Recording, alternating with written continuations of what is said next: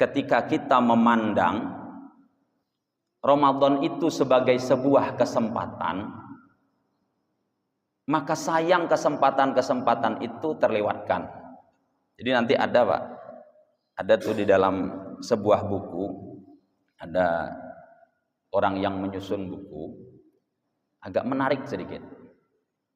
Bagaimana menikmati Ramadan. Nah gitu, bagaimana menikmati Ramadan. Kadang-kadang sebagian orang itu banyak begini mikirnya, bagaimana menjalani Ramadan. Nah gitu. Menjalani itu Pak, dilewati, yang penting habis. Nah gitu kalau menjalani. Tapi kalau menikmati, bagaimana setiap detik, setiap waktu, setiap jam, setiap malam yang dianugerahkan Allah di bulan Ramadan itu sebagai kenikmatan untuk menjalani ibadah, mendekatkan diri kepada Allah. Nah, jadi sudut pandangnya beda. Ketika kita menjalani itu biasanya agak lapah sedikit. Tapi kalau menikmati, nah ini agak indah dia. Maka yang pertama yang perlu kita bangun tuh mindset kita. Maka orang yang menjalani Ramadan itu, memandang Ramadan itu sebagai sebuah kesempatan, itulah orang yang berpotensi akan menjadi orang yang bertakwa, mendapatkan derajat takwa di sisi Allah Subhanahu wa taala. Dan begitu yang dilakukan di lingkungan orang-orang soleh. Di antaranya kemarin kita sebutkan itu ada di satu kampung Pak. Kampung itu terkenal dengan gelarnya di dunia nih Pak, Kampung 1000 Wali. Nah, 1000 wali. Rata-rata Pak orang di situ tuh jadi wali Pak. Nah gitu. Hebat leh kok bisa jadi wali begitu. Itu mana tuh?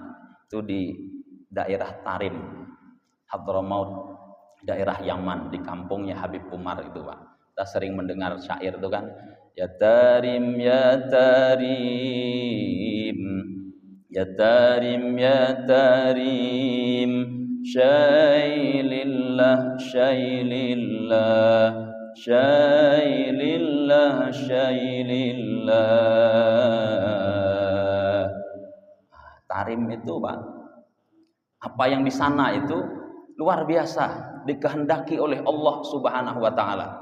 Karena di sana itu Pak, di Tarim itu kebanyakan di sana itu banyak para habaib yang kita sama-sama ketahui masyhur itu adalah keturunan baginda Rasulullah Shallallahu Alaihi Wasallam. Artinya terjaga, Pak. Terjaga. Dan di sana tuh kelihatan bagaimana istiqomahnya, Pak. Luar biasa menjaga keistiqomahan dalam beribadah, mendekatkan diri kepada Allah Subhanahu Wa Taala. Bagaimana di sana? Ini pengalaman Kiai Haji Ismail Amin Al-Khalili ini, beliau berpendidikan di sana, sekolah di sana. Beliau ceritakan bagaimana Ramadan di Tarim itu isinya ibadah, dan ibadah. Nah, itu. Ramadan itu isinya itu ibadah. Tidak ada kata mengantuk. Nah, itu kalau malam. Tidak ada kata mengantuk, apalagi tidur.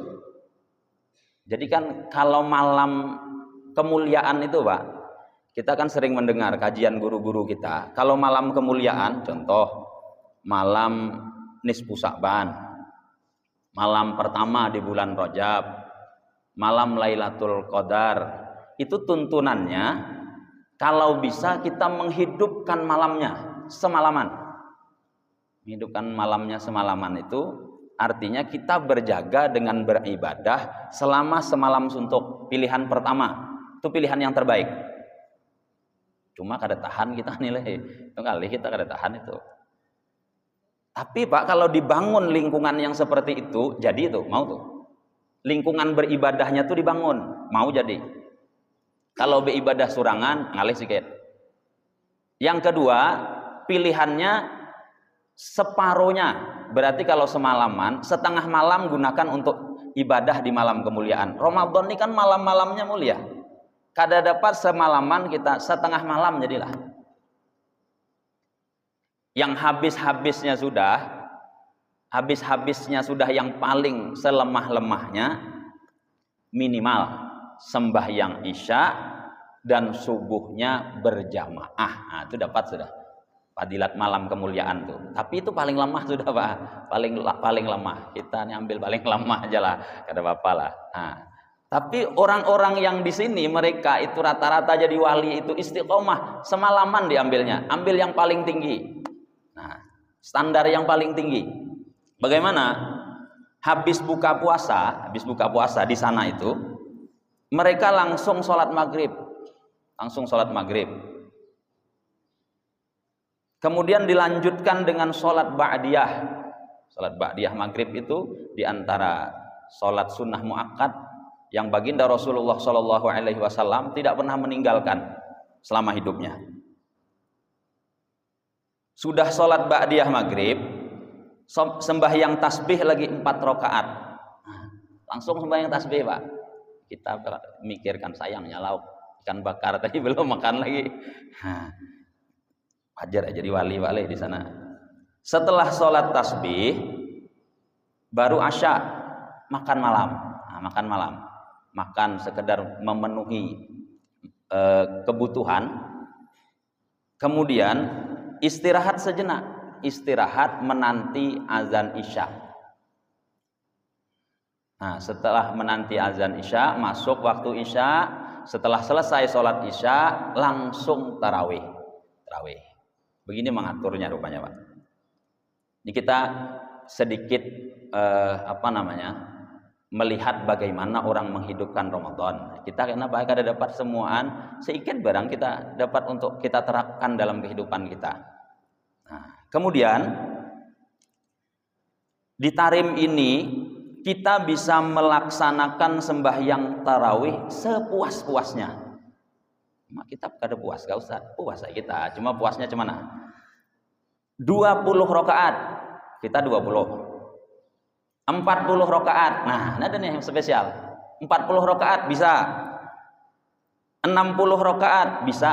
Bahkan 100 rakaat bisa kita gawe. Kalau di sana. Bagaimana?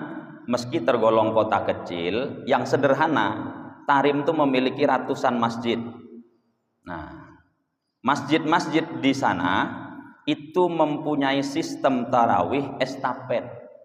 Sistem tarawih estafet Pak. Maksudnya gini, misalnya di masjid A itu tarawihnya jam 8 sampai jam 9. Karena di masjid B itu jam 9 sampai jam 10. Sajam samaan, kita sajam juga kita. Nah, di masjid yang sebelah pulang itu dari jam 10 sampai jam 11. Di masjid yang syuting pulang jam 11 sampai jam 12. Di masjid yang satu lagi begilir pulang jam 12 sampai jam 1.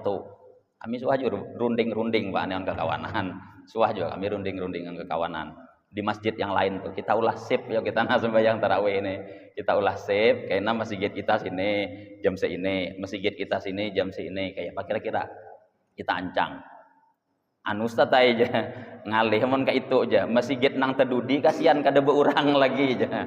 Masjid yang tedudi kada beurang lagi. Kada juga Pak. Kami di RT 12 itu kami setiap puasa itu ngadakan qiyamul lail. Setiap malam-malam ganjil 10 terakhir itu ngadakan qiyamul lail. Diumumkan ke jamaah itu. Bapak-bapak, ibu-ibu, kita malam ini ngadakan qiyamul lail.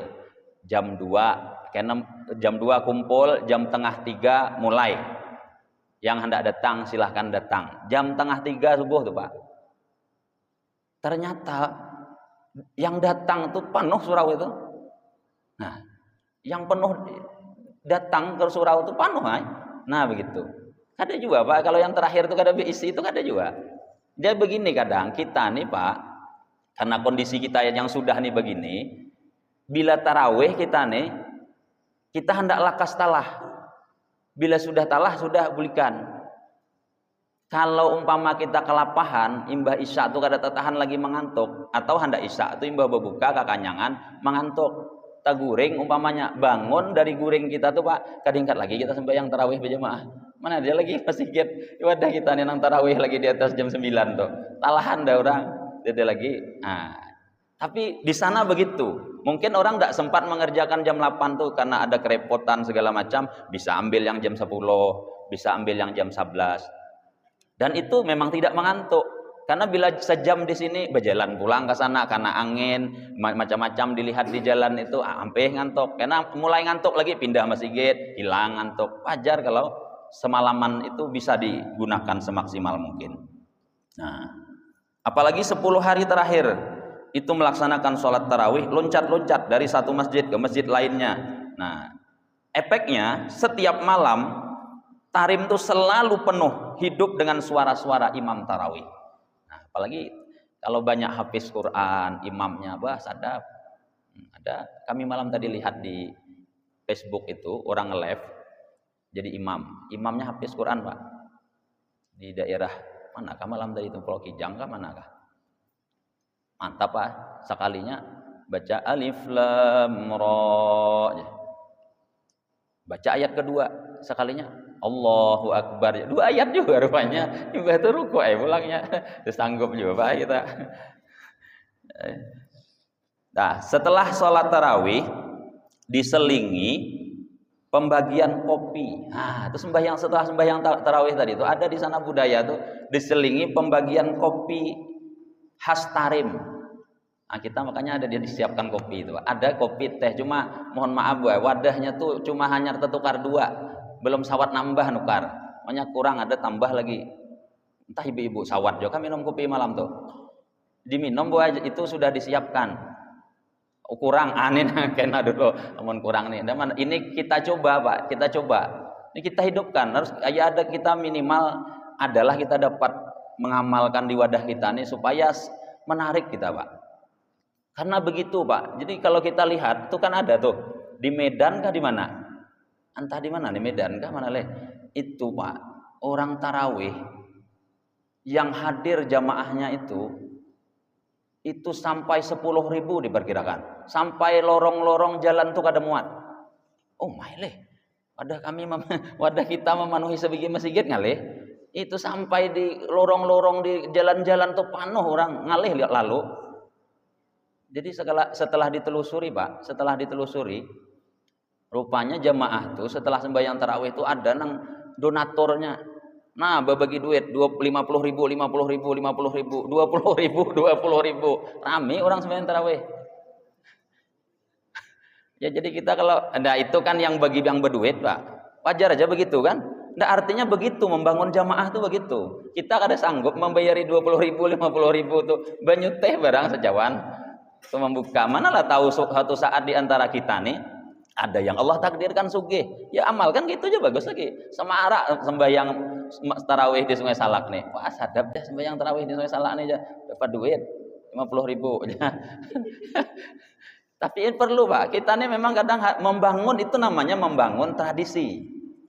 Kita nih cobalah kita nih kan kalau kita mau cepat pulang, sudah selesai tarawih itu ndak lakas bulik aja lagi. Coba kalau diumumkan deh panitia, malam hari ini kita dapat sumbangan. Setelah sembahyang tarawih, Bapak Ibu jamaah jangan bulik, ada ayam geprek disiapkan oleh panitia. Yakin banyak tarawih pokoknya sesungai Salakan, pokoknya bisa kosong surau. Tapi begitu Pak, kita lihat bagaimana di negeri para wali itu membangun lingkungan beribadah, semangat beribadah itu begitu. Nah, kemudian akan diadakan pembacaan doa dan qasidah-qasidah yang dinamakan Fazariyah dan Watriyah yang berisi tentang penjelasan keutamaan Ramadan. Syair-syair Ramadan itu dihadirkan di situ. Ya Ramadan, ya Ramadan, ji'na ilaika bil ghufran. Macam-macam syair.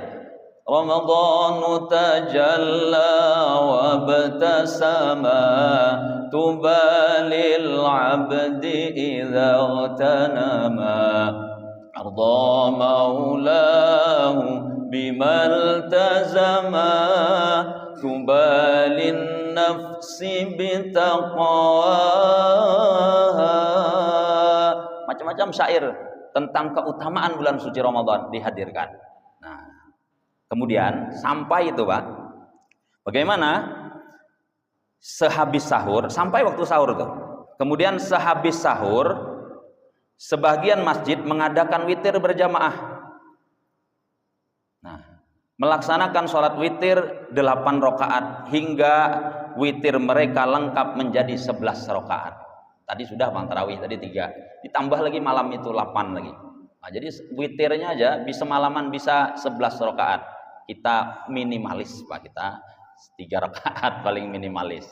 Nah, begitu orang di sana, kebanyakan mereka diangkat menjadi kekasih Allah Subhanahu wa taala.